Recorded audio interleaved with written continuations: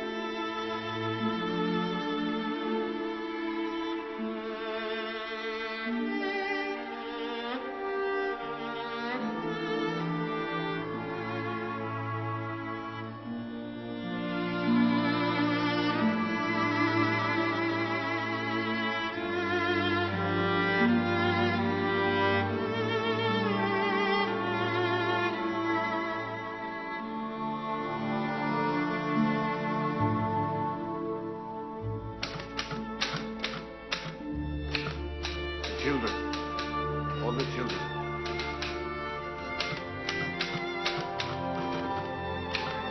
Others. How many? 400 or 50? More. How many?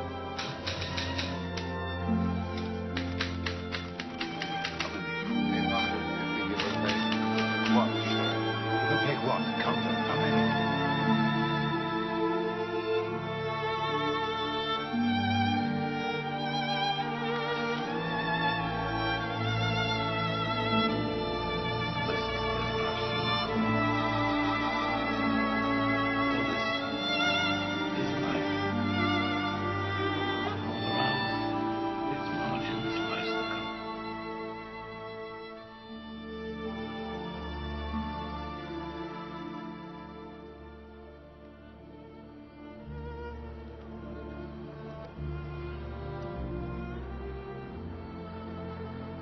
Hebrew from the Talmud. It says, whoever saves one life saves the world entire.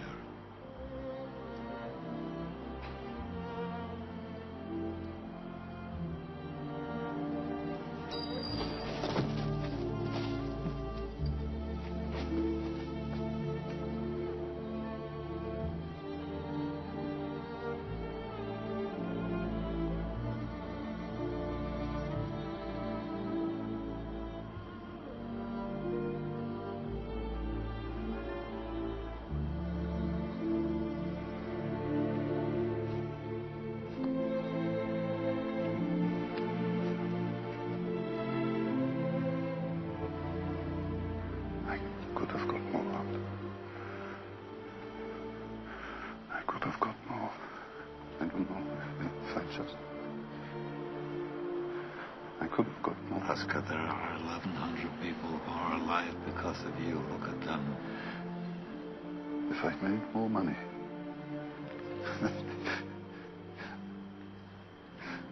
I threw away so much money. You have no idea. If I just... There will be generations because of what you did. I didn't do enough. You did so much.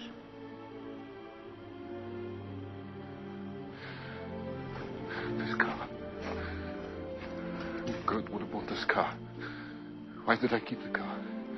10 people right there.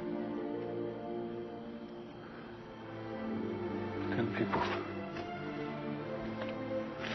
10 more people. This pin. 2 people. This is gold. 2 more people. You would have given me 2 for it. At least 1. You would have given me 1. 1 more. 1 more person. Person stand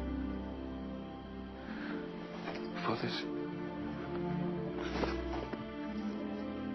I could have got 1 more person. And I didn't. I didn't.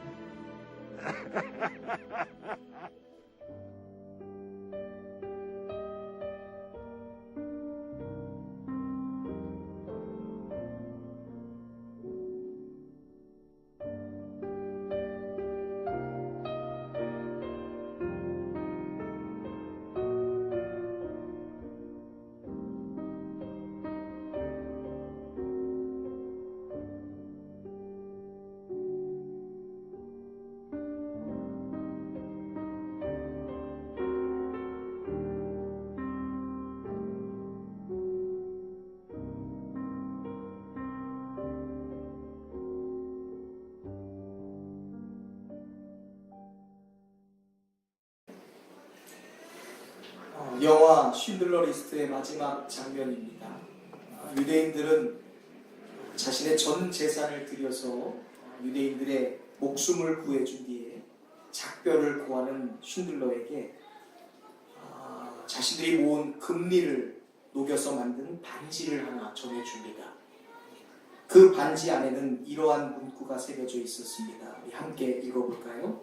한 사람을 구하는 것은 세상을 구하는 것이다.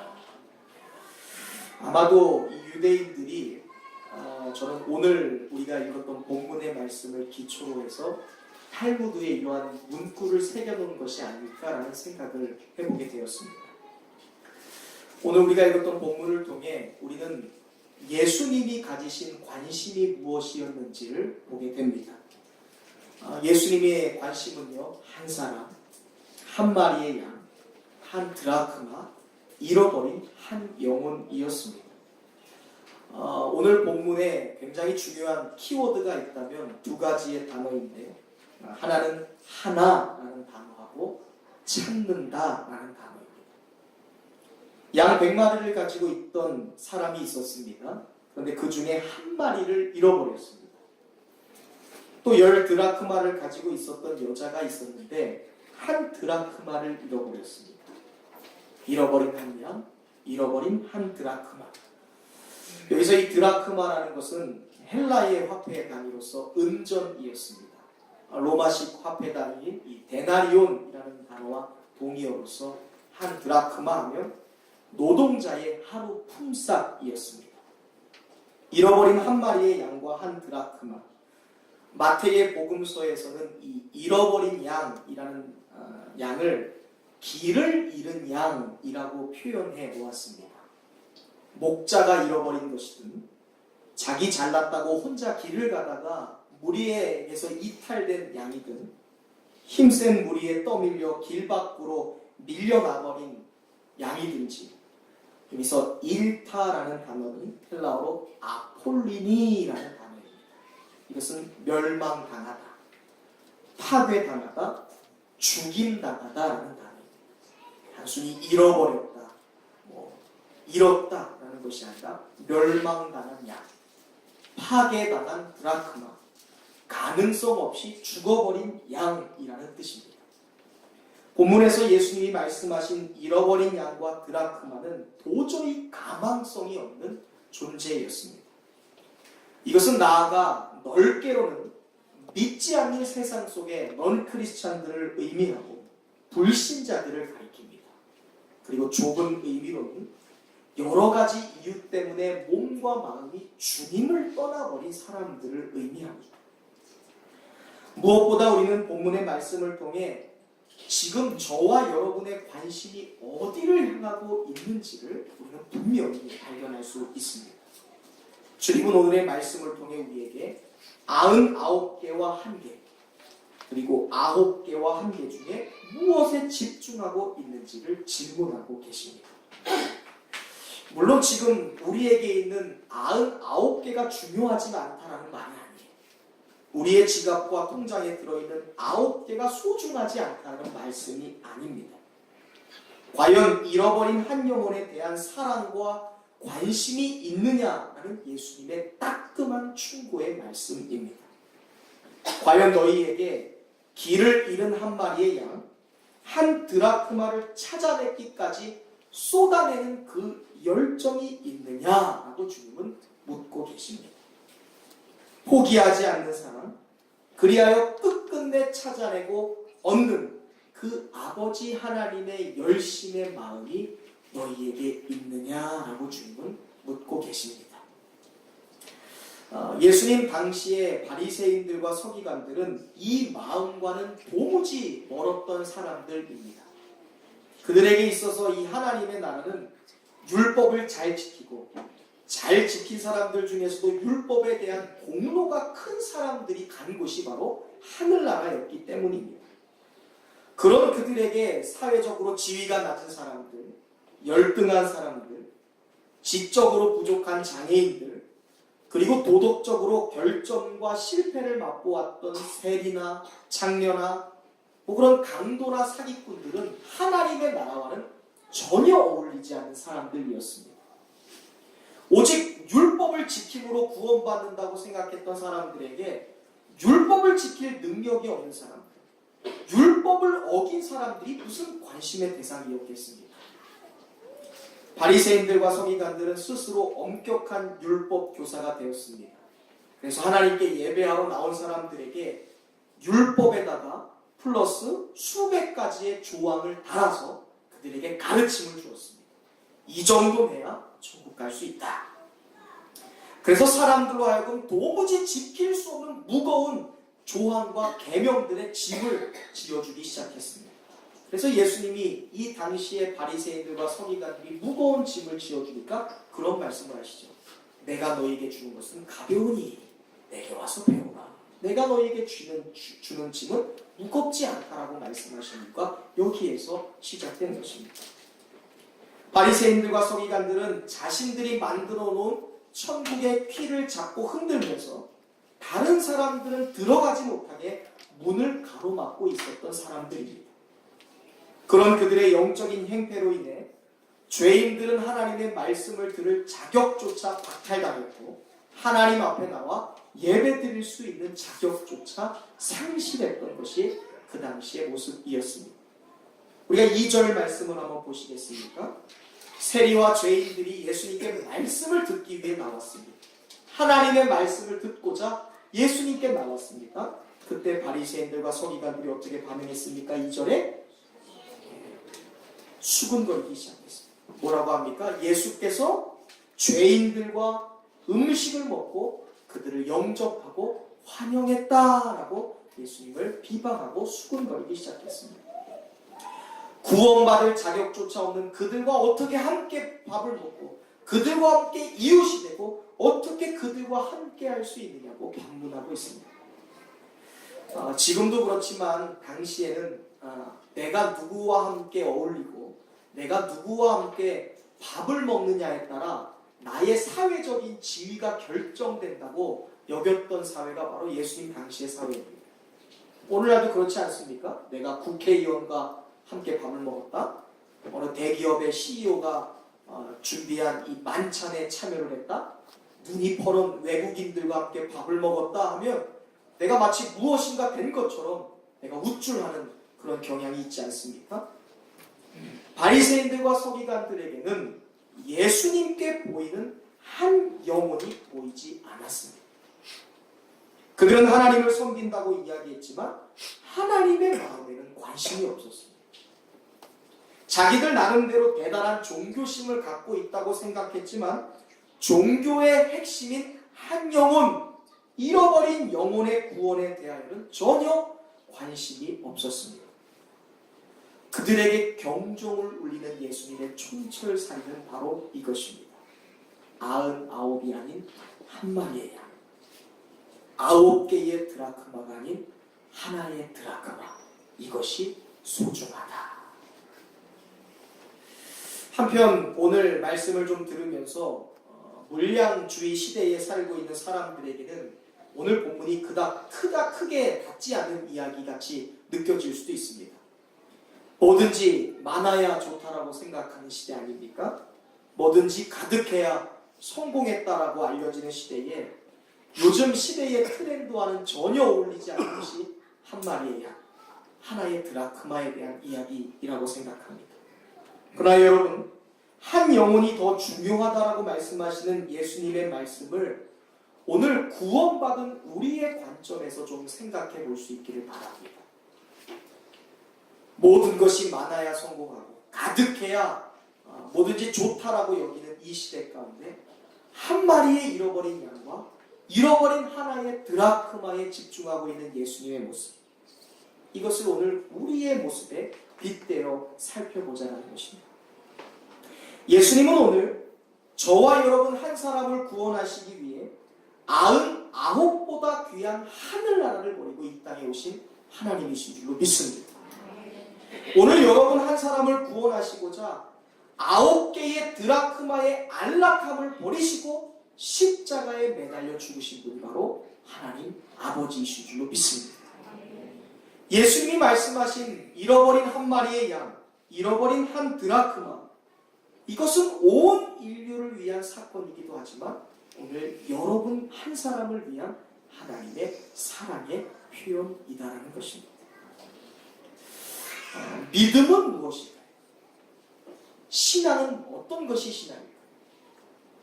믿음과 신앙은요, 예수님의 마음과 나의 마음이 이심전심 하나가 되는 것이 바로 신앙이에요.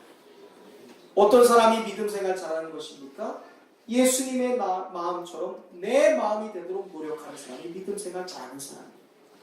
어떤 사람이 신앙생활에 훌륭한 사람입니까? 예수님이 말씀하시는 대로, 예수님이 행하신 대로 나의 삶에서 생활을 통해 나타내는 사람이 신앙생활을 잘하는 사람입니다.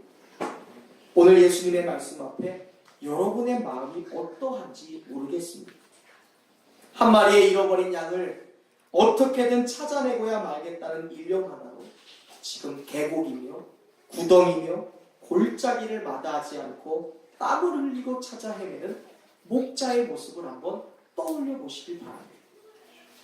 잃어버린 동전 하나를 찾기 위해 등을 켜고 온 방, 온 구석 하나를 전체 빗자루 하나 들고서 쓸면서, 그것도 안 되면 가구를 옮기면서 그 잃어버린 은전 하나를 찾기 위해 애쓰는 손길, 이것이 블레싱데이, 새 생명 축제를 앞두고 우리가 느껴야 할 아버지 하나님의 마음인 줄로 믿습니다. 자, 오늘 본문에 예수님이 잃어버린 양 한 마리를 찾기 위해 눈물과 땀을 흘린 결과 찾아냈다라고 말씀하고 계십니다. 잃어버린 한 드라크마를 찾기 위해 수고하고 애쓴 결과 잃어버렸던 드라크마를 찾았다는 것입니다. 잃어버린 한 영을 얻기 위해 정성을 다했고 그를 섬겼으며 와보라, 만나보라, 들어보라 공면한 결과 그 잃어버린 영혼이 주께로 돌아왔습니다. 할렐루야. 잃어버린 양을 찾기 위해 들판과 계곡을 뛰어다닌 결과 어느새 목동의 몸과 옷은 땀으로 얼룩지게 된 것입니다. 혹시나 저기에서 실족하진 않았을까 찾아 들어갔던 숲에서 가시와 나뭇가지에 걸려 피부가 깊숙이 패이는 경험이 있을 수도 있습니다. 눈에 닿는 곳마다 뛰어다니느라 숨을 헐떡거리고 있는 그 목자의 모습, 등을 기고 땀을 흘리며 온 집안을 쓸고 가구마다 하나하나 옮겨서 샅샅이 청소하는 여인의 모습, 이 모습은 오늘 저와 여러분을 구원하시기 위해 온갖 조롱과 핍박, 모욕과 수치와 고통을 당하며 그 십자가의 길을 걸으셨던 예수님의 모습이 아니겠습니까? 주님은 이러한 과정을 통과할 때만이 천하보다 귀한 한 영혼을 얻을 수 있다라고 말씀하고 계십니다. 그렇게 누군가가 흘린 기도, 누군가가 찾아 헤맸던 그 발걸음, 누군가의 마땅한 헌신과 사랑과 섬김으로 말미암아 저와 여러분이 이 자리에 있을 수 있다는 것을 우리가 잊지 않게 되기를 소망합니다. 나아가 우리가 그 열심과 정성을 다해 우리 주변에 있는 아직 예수를 모르는 사람들을 주님께 인도해야 되는 것입니다. 잃어버린 한 마리 양을 찾은 주인, 그리고 잃어버렸던 한 드라크마를 찾은 여인이 잔치를 열었습니다. 그리고는 벗과 이웃을 초청했다라고 말씀하고 있습니다. 아마 이때부터는 온 집안에 풍악과 웃는 소리가 끊이지 않았을 것 같아요. 저는 이것이 주님이 꿈꾸시는 모습이라고 생각합니다. 한 영혼이 주님께 돌아올 때 그 영혼으로 말미암아 웃음소리와 풍악소리가 끊이지 않는 교회, 그것이 주님이 꿈꾸시는 교회입니다. 이 시간 다시 한번 우리 돌아온 연규 형제를 위해 풍악과 박수로 하나님께 영광을 올리겠습니다. 아멘. 이것이 바로 주님이 꿈꾸시는 교회의 모습이에요.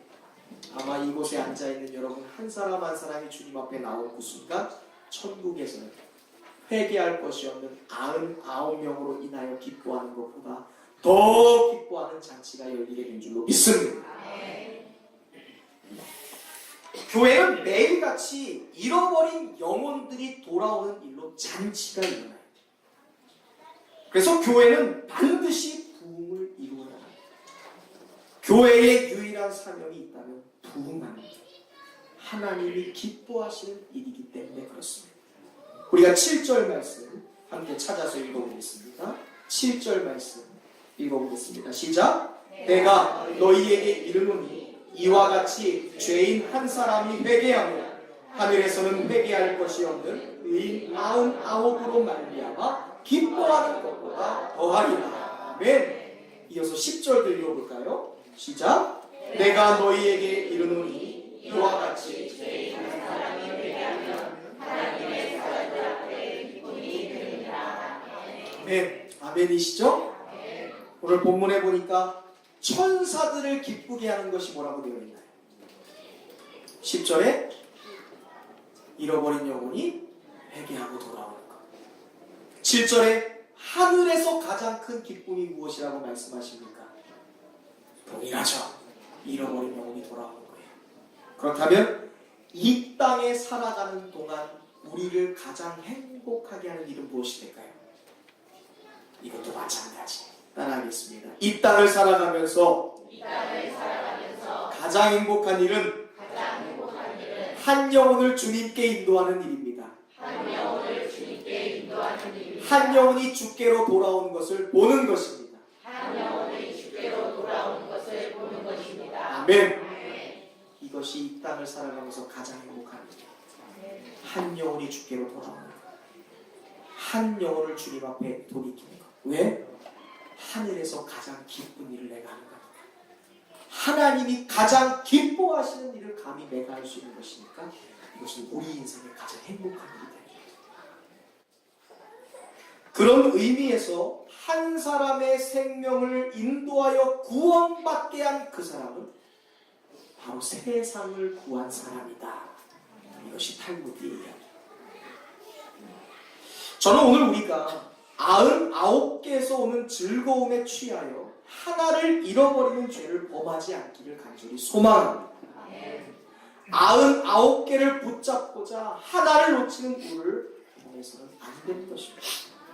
사랑하는 새로남교회 성도 여러분, 저는 그런 생각을 가끔 해보고, 예수님이 이 땅에 다시 한번 오신다면, 예수님이 우리 교회에 오시고 우리 고강동에 오신다면 무엇을 하셨습니까?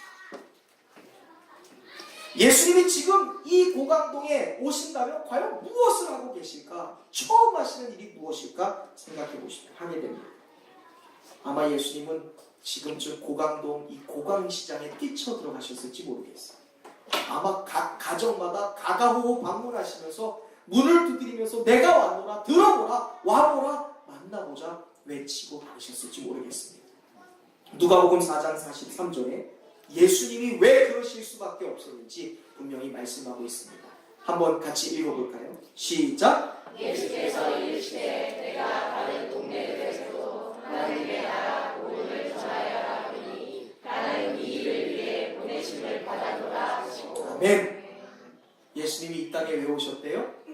우리 부자 되게 하시려고요? 상처받은 영혼들 위로해 주시려고 오셨대요? 아니요. 예수님이 오신 첫 번째 목적이 무엇입니까? 복음 전하여. 이것을 뭐라고 해요? 한 단어로? 전도하기 위해 오신 거예요. 예수님이 오신 목적이 뭐예요? 전도. 이것은 예수님이 직접 말씀하신 거예요. 나는 전도하러 왔다. 이 일을 위해 왔다. 예수님은 분명 이 시간, 이 자리에 다시 오신다면 어디 집 나간 어린 양이 없나? 잃어버린 드라크마 없나? 찾아 헤매시고 다니실 거예요. 예수님은 어떠한 부정적인 반응이나 냉수와 무시를 받는다 할지라도 묵묵히 그 잃어버린 한 영혼을 위해 기도하고 그를 찾아 하나님의 나라를 전하셨을 거예요. 오늘날 많은 크리스천들이 이러한 예수님의 마음에는 관심이 없고 그저 자기의 마음에 평안이나 얻고 삶 속에서 발생한 죄책감 하나쯤 해결하기 위해 예수님을 믿는 사람들을 보게 됩니다. 혹은 내가 원하는 욕망을 채우기 위해 예수를 믿고 교회를 다니는 것을 심심치 않게 보게 되더라는 것입니다. 나는 아니에요 라고 해도 사람을 속여도 하나님을 속일 수 없어요. 그 사람의 삶의 집중도를 보면 아는 거예요. 우리가 예수님을 요술램프의 진위 정도로 생각해서 되겠습니다. 진리요 생명이요 기독교의 생명인 그 복음을 기복신앙이라는 저급 종류로 우리가 만들어서는 되겠습니다. 어느 철학자의 말을 보니까 세상을 사는 사람들은 두 가지의 부류가 있다고 얘기해요. 한 부류는 내가 하고 싶은 일을 하는 사람이 있대요. 그리고 내가 할 일을 하는 사람들이 있다고 합니다. 여러분은 어떤 분이신가요? 내가 하고 싶은 일을 하는 사람? 내가 해야 할 일에 집중하는 사람.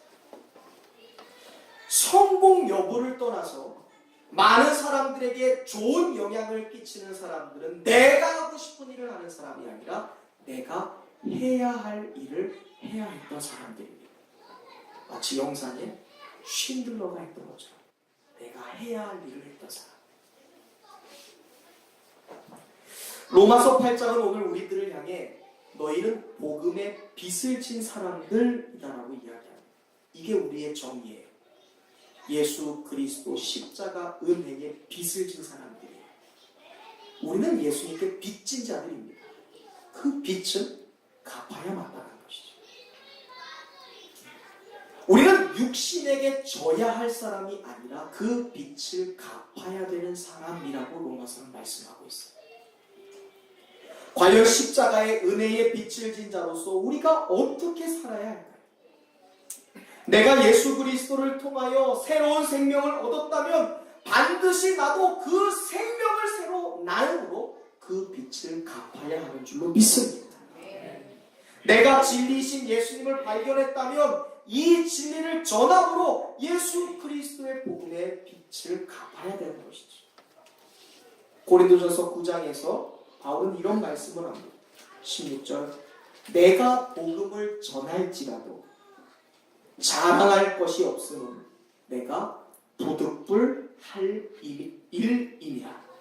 만일 복음을 전하지 않으면 내게 화가 있을 것입니다. 내가 복음을 전하면서 자랑하지 못할 것은 부득불, 이것은 반드시 해야 되는 일이다라는 거예요. 그리고 복음을 전하지 않으면 내게 화가 있을 것이다. 저주가 임할 것이다. 이 말은 무슨 말입니까? 전도하지 않은 것이 영적 살인 방조죄가 되기 때문에 나는 하나님의 심판을 견디지 못할 것이다. 그리하여 나는 반드시 전도해야 된다라고 정의했어요. 제가 전도사 시절에 한사랑교회에서 청년 사역을 오래 했습니다. 청년 사역을 하면서 가장 많이 들었던 두 가지의 단어가 있어요. 두 마리. 첫 번째, 예배 강요하지 마세요. 청년들이 가장 많이 합니다. 예배 강요하지 마세요. 두 번째가 전도하라고 강요하지 마세요 라는 말이었어요. 첫 번째 뭐라고요? 예배 강요하지 마세요. 두 번째 전도 강요하지 마세요. 제일 많이 들었던 말. 근데 생각을 해봅니다. 하나님의 자녀에게 하나님의 집에 오라는 게 싫다?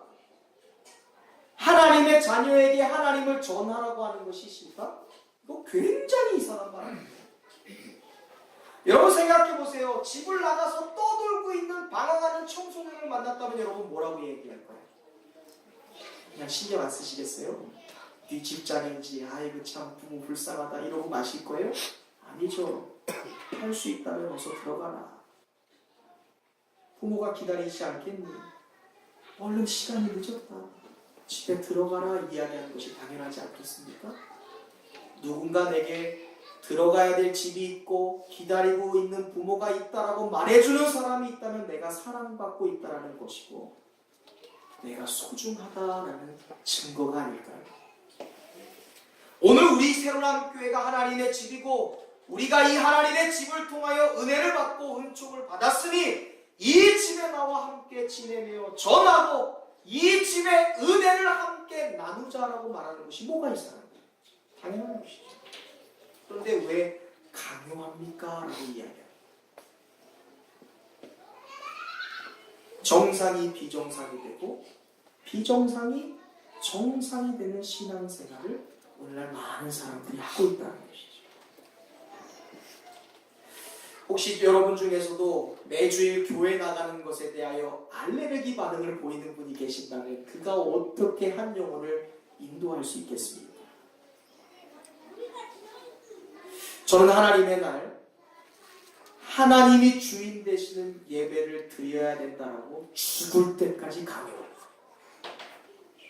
교회는 예배를 위해 존재한 곳이기 때문에 교회는요 세상의 어떠한 것과도 비교할 수 없는 영원한 가치 예배 하나님을 만나는 그것이 가장 큰 가치이기 때문에 저는 은퇴할 때까지 제가 살아서 입이 열리는 그 순간까지 예배와 신앙을 강조할 거예요.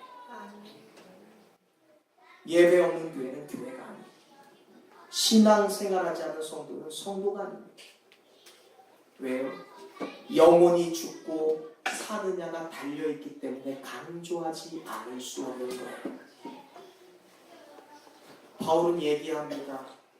내가 복음을 전하지 않으면 화를 당할까? 여러분 육신을 죽이는 것은요 아무나 할 수 있어요. 그런데 영혼을 죽이는 것은요 하나님 앞에서 뭐예요? 방조제가 되는 거예요. 눈앞에 보이는 육신, 건강 잃고 물질 있는 거에 관심만 갖지 말고 내 영혼이 피폐해지고 망가지는 일에 관심을 가져야 합니다. 무엇보다 하나님은 죽어가는 영혼들을 구출하고 우리 새로난 교회를 세우신 줄로 믿습니다. 우리 교회는요, 제가 안수받으려고 세운 교회가 아니에요. 제가 시간이 남아돌아서 에너지가 남아돌아서 이곳에 교회를 세운 것이 아닙니다. 영혼 구출하라고, 영혼 구원하려고, 죽어가는 잃어버린 양 하나님께 돌아오게 하라고, 잃어버린 드라크마 찾아낼 때까지 찾아내라고 교회를 세우신 거예요. 교회는 이 사명을 붙들고 정진해야 승리하고 성공하는 거예요. 우리 교회는요, 유람선 교회가 아니라 죽어가는 영혼들 살리는 항공모함 같은 교회가 되어야 할 줄로 믿습니다. 그리고 이 사명 감당하라고 여러분들 이 자리에 보내신 거예요. 유람선 교회 다니라고 하는 게 항공모함에 주님의 군사, 마하나임 하나님의 군대가 되기 위하여 이 자리에 저와 여러분을 부르신 줄로 믿습니다. 그리고 이 사명 감당하라고 블레싱데이 내려가게 하십니다. 지난주 블레싱데이를 준비하기 위해서 바삐 돌아다니다가 시골에 필요한 장비들을 실으러 어제 가져왔습니다. 함께 어머니와 올라오면서 이런저런 이야기를 나누다가 제가 어린 시절에 2살 어렸을 때부터니까 어머니 등에 업혀서 전도 다녔던 이야기를 운전하면서 나누었어요. 생각해보니까 이야기 나누면서 다 기억이 나요. 교회에서 제일 멀리 떨어진 곳에 살던 한 성도를 저희 어머니에게, 구역장에게 목사님이 맡겼는데, 와, 매일 어려운 사람, 제일 말썽꾸러기, 제일 말 안 듣는 사람, 제일 열심히 하는 사람, 제일 멀리 가는 사람, 제일 가난한 사람, 그런 사람만 붙여준 거예요. 그러니까 덩달아 나는 숨도 못 쉬는 소아천식 환자 어머니 등에 매달려서 그런 사람들 신방으로 다닙니다. 어느 날은 가장 멀리 사는 그 대암이, 그 옛날에 막 발 이렇게 진흙에 빠지는 그 대암이 신방 가겠다고 논밭 진창길을 만납니다. 그러면 어머니와 제가 이내 신발을 벗고 맨발로 그 집을 찾아 들어가는 거예요. 그 당시 군포시 대암이 이제 지하철역 막 생겼을 텐데 다 논밭입니다. 얼마나 진창길인지 아시죠? 그 진창길 걸어가면 발가락 사이로 진흙이 다 튀어나오지 않습니까? 둘이 신발 들고 그 성도 찾아서 신방 가는 거예요. 그러면 그 성도 집 앞에 들어가서 물 한 바가지 받아서 발 씻고 들어가서 예배 봅니다. 그리고 신방을 걸어 나와요. 근데 걸어 나오는 길도 어떤 길이에요? 진창길이에요. 그럼 또 신발 벗어서 그 어린아이와 30대 초반의 집사가 둘이 신발 들고서 또 그 진창길 걸어 나옵니다. 돌아오는 길에 또다시 진흙투성이가 된 발을 전철역 공중화장실에 들어가서 닦는 거예요. 그리고 집으로 돌아옵니다. 30년 전 군포시는요, 무허가 주택의 판자촌 천지였어요. 제가 그게 생생합니다. 그 판자촌에 전도하러 한번 들어가면 물벼락, 소금벼락, 뭐 안 맞아본 게 없어요. 그 조그만. 시장촌 전도하러 들어가면 미친년, 미친놈, 아주 애새끼랑 엄마가 쌍으로 또라이 짓 하고 돌아다닌다고 하면서 얼마나 많은 저주를 제가 받았는지 모르겠어요. 그때 전도하던 그 이야기를 운전하면서 같이 이야기를 나누고 돌아오는 길에 문득 저 스스로에게 그런 질문을 해보았습니다. 야, 이제 일주일이면 블레싱데이 새생명 축제인데, 야, 김보일러 언제까지 갈 거야? 언제까지 할 거야? 그때 제가 제 스스로에게 뭐라고 대답한 줄 아세요? 따라해 보시겠어요? 더 이상 찾을 영혼이 없을 때까지. 뭐라고요? 더 이상 찾을 영혼이 없을 때까지. 그것이 우리에게 주신 사명입니다. 더 이상 찾을 영혼이 없을 때까지. 더 이상 찾아낼 사람이 없을 때까지 할 거다. 오늘 저와 여러분이 입을 열어 예수의 이름을 전할 때 우리가 그동안 지식과 정보로만 알던 강력한 복음의 능력을 경험하게 될 줄로 믿습니다. 우리가 입을 열어 주의 복음을 전할 때 강력한 말씀의 능력, 강력한 기도의 능력, 강력한 생명과 변화의 능력, 레마, 실제로 경험하게 될 줄로 믿습니다. 이제 일주일 남았습니다. 잃어버린 한 영혼 찾을 때까지 찾는 한 주간이 될 수 있기를 주님의 이름으로 축원드립니다. 다음 주 블레싱데이를 맞이하여 천하보다 귀한 한 사람 주님께 인도함으로 하나님을 기쁘시게 하고 우리도 또한 즐겁고 행복한 그 복된 주일을 맞이하게 되시기를 주님의 이름으로 축원드립니다. 기도하겠습니다.